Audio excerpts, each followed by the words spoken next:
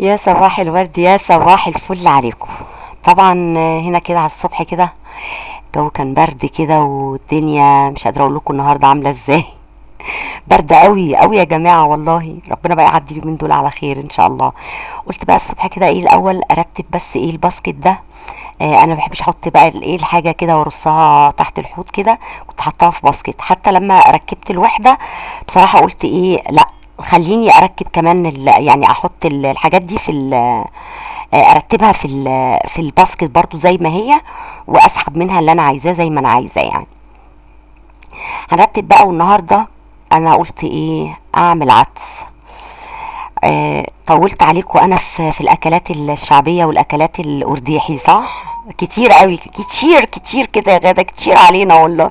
معلش معلش، اتحملونا بقى شويه كده. يعني مش هنقول مقاطعه، ولكن يعني شويه راحه للمعده، وحاجات بتدفينا، وحاجات شتويه جميله واكلات على فكره والله مكلفه برضو. خدوا بالكم الاكلات الشعبيه دي او الاكلات الارديحي دي والله مكلفه برضو يا جماعه، مش مكلفه خالص يعني. ولكن هو زهق كمان والله، فقلت اعمل بقى ايه شويه عدس. طب عدس ايه جاب مش عارفه ايه البلح الشامل عنب اليمن يا غاده. عدس انت حاطه قرنبيط قدامنا؟ اه ده انا حاطه قرنبيط وحاطه كوسه. وعلى فكره انا ما كانش عندي بس بطاطا، اللي هي البطاطا الحلوه، عشان اخواتنا العرب والخلايجه ما بيعرفوش البطاطا بالنسبه لهم البطاطس، لا البطاطا الحلوه. وبحط بسله وبحط خرشوف. فانا ما كانش عندي غير الكوسه، فانا حطيت زي ما انتم شايفين جزر، ويعني جزرية حلوة كده كبيرة مقلبظة ومقلوظة كده. بقطعها كده مكعبات. ودي بطاطساية برضو هقطعها كده مكعبات. خليكي بقى معايا واحدة واحدة، عشان طريقتي في العدس مختلفة شوية عن كل الناس. وعايزة اقول لكم ان انا علمتها لناس كتير، واي حد بيجي ياكل عندي العدس اقسم بالله وحياة ولادي ان فعلا فعلا انا كل الناس بتقول لي العدس بتاعك حاجة مش طبيعية. وعلى فكرة انا بعمل كده ليه؟ عشان افيد ولادي بالخضار. وتاني حاجة وهي مهمة جدا انك تعرفيها، ولادك لا بيحسوا بطعم البطاطا الحلوة، ولا بيحسوا بطعم البسلة، ولا بيحسوا بطعم الخرشوف، ولا بيحسوا بطعم القرنبيط، ولا بيحسوا بطعم الفلفل الرومي اللي كان الوان او اخضر. ما بيحسوش غير ان هم بياكلوا عدس. في النهاية النتيجة والله عدس طعم وريحة، وانتوا عارفين ان انا صادقة وما بكدبش عليكم. هنا طبعا غسلت البطاطس والجزر، وبصلايه حمراء وبصلايه بيضة، وكمان الطماطمتين حمر كده حلوين، وكوسايه قطعتها برضو غسلتها وقطعتها. دي قطعه فلفل اصفر كده كانت عندي حطيتها، وبرضو واحده فلفل اخضر رومي، وحطيت واحدتين زهرتين قرنبيط، ومعلقه كبيره برضو مكلبظه كده ومقلوظه من الثوم. وحطيت العدس. يبقى احنا عرفنا كده العدس بتاعنا في ايه. طبعا احنا عندنا اكله العدس دي يا ولاد. ما نقفل الصوت بتاع التليفون. ايوه. بصوا انتوا عارفين احنا عندنا العدس ده فلوكلور، عليا النعمه من نعمه ربي فلوكلور. والله تراث. لازم بصوا العدس لازم يبقى فيه جنبه حاجات معينه.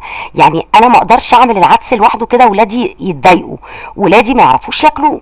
ولادي لازم العدس تعودوا العدس يبقى معاه مسقعه، ومعاه شويه تحابيش كده هوريها لكم. طبعا انا ما عنديش بدنجان وما كنتش جبت بدنجان، فهعمل شطيطه اللي هي المسقعه بس من غير بدنجان. هوريها لكم برضو ازاي. انا عندي بقى شفشق حلو كده، طماطم حمراء وجميله اليومين دول قوي، بتاع التخزين على فكره يعني، وما بتصفرش لان في وقت كده جدة ولادي اللي هي حماتي الله يديها الصحة يا رب، كانت في مرة ادتني معلومة، بس انا بأمانة مش فاكرة الوقت. كانت في وقت كده تكلمني تقول لي خدي بالك، ما عارفه ان انا بحب اخزن الطماطم، تقول لي خدي بالك الطماطم حمراء وجميله، بس اول ما تدخل النار وتشم النار وتسخن بتصفر، مش بتاعه تخزين. الايام دي الطماطم روعه روعه روعه روعه بجد. فانا ما خزنتش لسه والله، ومش هخزن على فكره، ولا هعمل تفريزات لرمضان، ولا هعمل القصص اللي الواحد كان بيعملها دي. يا عالم احنا الواحد يعني على كف عفريت في اي لحظه ممكن حياته كلها تنتهي. ما احناش عارفين بكره جاي فينا ايه. ربنا يدينا العمر ويدينا الصحه ونفرح بولادنا يا رب، ويحفظ ولادنا من كل شر. بس انا بجد يعني بقى عندي قناعة بالحتة دي جدا، ان هو قوت اليوم بيومه ورزق اليوم بيومه. ده فضل ونعمة من ربنا الحمد لله، ولا هخزن ولا هعمل، ورمضان هيجي بكل حاجة حلوة فيه زي ما يجي. احنا هنا عملنا خلاط، عملنا في الخلاط شفشق طماطم. هنا بقى عندي كام قرن فلفل حامين، والفلفل اللي هو الافرنجي ده اللي هو التخين الكبير ده اللي احنا بنحشيه مع المحشي ده، قطعتهم قطع كده واديتهم تشويحه بسيطه جدا. وبرده عندي معلقه كبيره مليانه ثوم مفروم، يعني لو انت ما عندكيش ممكن تبقى راس ثوم كامله وتطحنيها او تفرميها، وبديها تشويحه يا دوبك تصفر والريحه تبدا بتاعه الثوم الجميله دي تطلع. انا حتى لما بعمل مسقعه يا حبايب قلبي، انا كمان الفلفل لما بقليه، انا بقليه مش نص قليه ولا ربع قليه، ده انا بديله كده لسعه في الزيت واطلعه، بخليه بخضاره. بعد ما هنا بقى التومه اصفرت كده ولونها بقى حلو كده، طشيتها بقى بالخل، لك وان تتخيلوا الريحه وجمالها. هنا عندي الطماطم، انا بحب دايما اصفي الطماطم، الا لو في محشي في بتاع ما بصفيهاش طبعا، لكن انا بحب اصفي الطماطم جدا لاي حاجه زي الخضار، الطبيخ، الحاجات دي، المسقعه، الشطيطه، في حاجات كده لازم تصفي الطماطم كده عشان ما يبقاش فيه بذر ولا فيه قشره تتبرم كده وتبقى تحت سنانك كده، لا بتبقى جميله وناعمه وصافيه وتحسيها حلوه كده، كريميه كده وانت عاملاها يعني. فهنا بقى كان بدات تغلي وتبقبق، فهتبهدل البوتاجاز، هتبهدل البوتاجاز، فرحت نقلاها في طاسه اكبر شويه. وهنا بصوا جمال العدس يا جماعه، القرنبيط والله العظيم جربي انك تحطي بطاطا الحلوه، البطاطا بتاعتنا المسكره الجميله اللي بنشويها دي مع البطاطس والجزر، حطي خرشوف، حطي بسله، حطي فلفل الوان، حطي قرنبيط، حطي اي حاجه انت عايزاها، بس ابعدي عن الحاجات اللي فيها الياف بتشد قوي زي الفاصوليا الخضراء مثلا. وطبعا مش هنحط بقوليات غير العدس فقط عشان ما نغيرش طعمه، الحاجات دي ما بتغيرش طعمه والله صدقيني، ما بتغيرش طعمه نهائي. ده طبعا طقس من الطقوس ان احنا لازم نحمص العدس كده، عشان لو الولاد عايزين يعني يحطوها كفتة او يحطوها في طبق العدس كده وياكلوها بالمعلقه بالعيش المحمص. ده من الاساسيات، ده اول طقس من طقوسنا، لا ده مش اول طقس، تاني طقس. اول طقس من طقوسنا الشطيطه او المسقعه، وتاني حاجه العيش المحمص ان احنا نقطعه مكعبات كده وبدخله الفرن. هنا العدس زي برضو البصاره، ما باجي اعملها الحاجات اللي بتتحط في الخلاط بحاول مش بزود الميه بتاعتها قوي واخليها تستوي في ميه بسيطه، عشان انا بزودها ميه بارده عشان اقدر احطها في الخلاط لو انا هشتغل بيها على طول، فتهدي بس من درجه الحراره بتاعتها. وزي برضو معلمتكم ان الخلاط وهو اول ما يشتغل تشيلي الغطا الصغير اللي جوه الغطا ده. ده ايه؟ ده الشعريه. انا بقول ده ايه؟ الشعريه يا ولادي، الشعريه. هحمر حبه شعريه، ما بكترش، هم حبه صغيرين، فنجان صغير، عشان الشعريه بتقل العدس قوي قوي، بتقله جدا، فخدي بالك من الحته دي. انا عايزه هنا بقى يمكن انا الجزئيه دي سبتها لكم عشان حبيت بس اقول كلمه، ان انت ما حبيبتي ما بتيجي تدخلي المطبخ وتيجي تعملي وصفه من الامانه اللي انا لازم برضو اديها لك، انك ما بتشوفي واحده بتعمل وصفه تلاقي مطبخها مرتب ودنيتها مرتبه، وتيجي انت يا عيني يا حرام تدخلي تعملي الطبخه اللي هي عملتها، تلاقي نفسك كركبتي المطبخ ووسختي البوتاجاز والارض والمواعين بقت قد كده. على فكره انا حبيت بس اللقطه دي ما اشيلهاش عشان يعني اقول لك الكلمه دي، لان الجزئيه دي انا كان نفسي اقولها في الفيديو بتاع السمنه اللي هو بتطلع من الدهن، الكدبه الفظيعه اللي حصلت في اليوتيوب في كل السوشيال ميديا.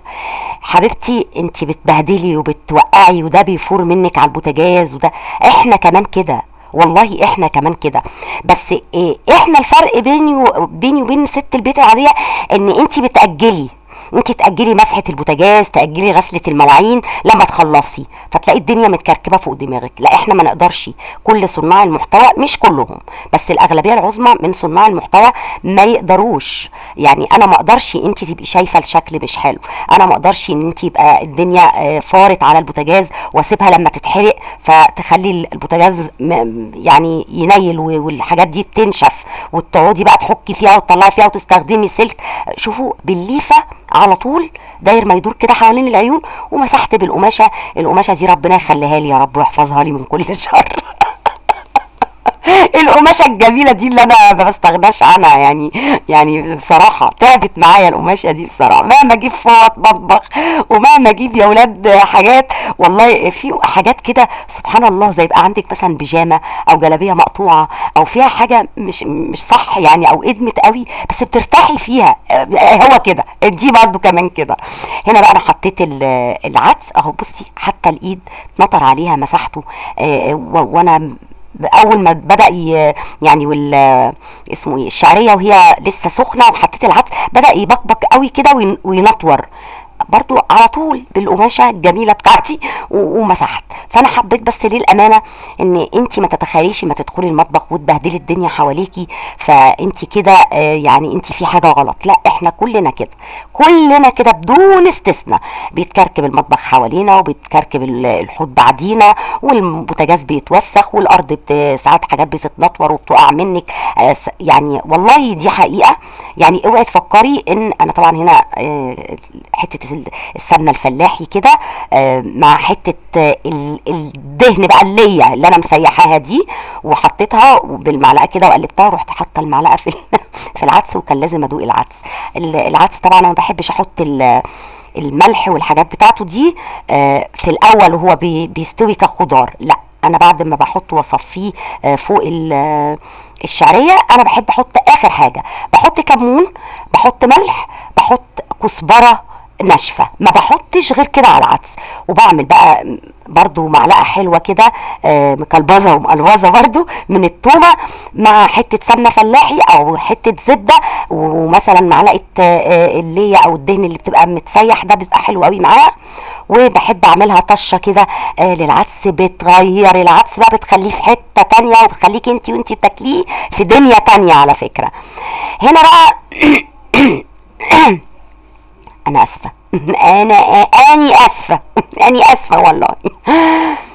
بصوا بقى، ده الطقس الثالث. يعني احنا اول طقس عندنا المسقعه او الشطيطه، تاني طقس العيش المحمص، تالت طقس في لسه رابع، تالت طقس الطماطم المتبله. عيش اولادي بقى دي مش مع العدس بس. قلت بقى كانت بشرب عصير، كان اخر بق قلت اخد بق بقى كده، ما انا واقفه هبط يا ولاد هبط. هنا طبعا حطيت ملح على الطماطم دي، بقطعها مكعبات، وحطيت كمون لا اكتر ولا اقل. دي بقى سنه شطه دي حسب الرغبه، عايزه تحطيها اوكي، مش عايزه تحطي مفيش مشكله، لكن هي اساسا بقى ملح وكمون وليمون وبس، ولا خل ولا مش عارف بهارات ولا فلفل اسود ولا القصص دي، هو ملح وكمون. جربوا بس الطرق اللي انا بديها لكم. انا كل الناس اللي حواليا اللهم لك الحمد والله تشهد لي ويحلفوا باكلي. انا اي حد بيدخل بيتي او كل قرايبي ومعارفي واصحابي والناس اللي عشرتني عارفه انا في حته الاكل دي الحمد لله.